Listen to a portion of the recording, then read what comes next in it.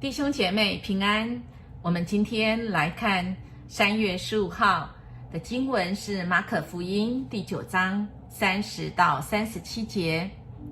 第35节这样说：耶稣坐下，叫12使徒到他面前，对他们说：谁要居首，谁就得居后，做大众的仆人。今天经文来到了，还是耶稣他想要来进行马可第二部分，就是对门徒的训练。他要教导门徒，所以他不愿意让任何人知道他的行踪。他说，人子将要交在人的手中，他们要杀害他，死后第3天将要复活。这已经是耶稣再一次来预言他自己要来受难，然后会复活。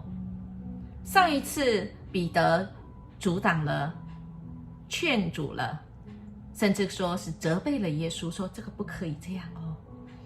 这一次他们还是不明白，可是却不敢问。是真的不明白吗？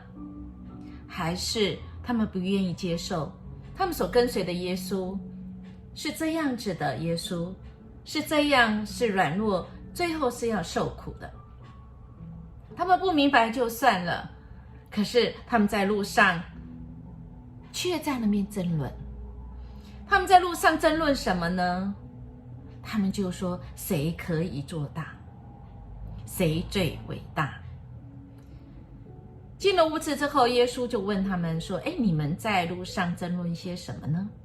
这一次他们又是不作声。亲爱的弟兄姐妹，在这段的经文里面，今天有2个地方他们不作声，一个是他们不明白，不敢问，不作声。这一次耶稣又问他们，你们在争论什么？他们仍然不敢作声，因为他们也怕嘛。怕什么？怕被骂。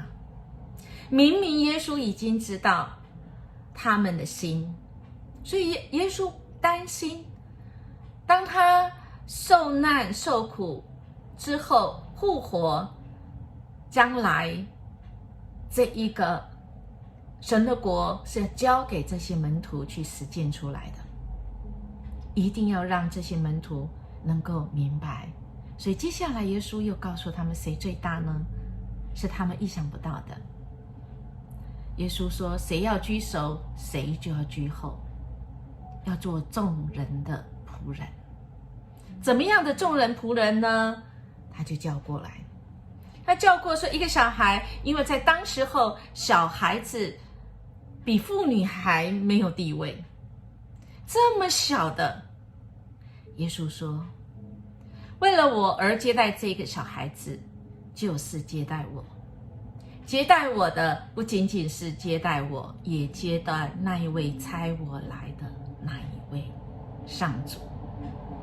亲爱的弟兄姐妹，我们能够用基督的心为心吗？看起来门徒还没办法。耶稣基督的心是怎样的心呢？他有属天的原则。我们懂得主的原则吗？在这一段经文，耶稣会连续一直来教导我们。自从耶稣在上几章告诉我们，上主说，这是我的爱子，你们要听从。那么我们听从几件事呢？我们一直都在学习，门徒学习，我们也学习。亲爱的弟兄姐妹，从我们的心开始好吗？以基督心为心，那么我们就知道神的心意是什么，不用再争论。神会让我们明白，也给我们力气，为主的名来接待人。我们经历过吗？好不好？我们今天就来经历。我们一起来祷告。主啊，求你使我学习谦卑，成为你的仆人，也是成为众人的仆人，而不是迷恋众人的掌声，也不至于在权位中迷失了自己。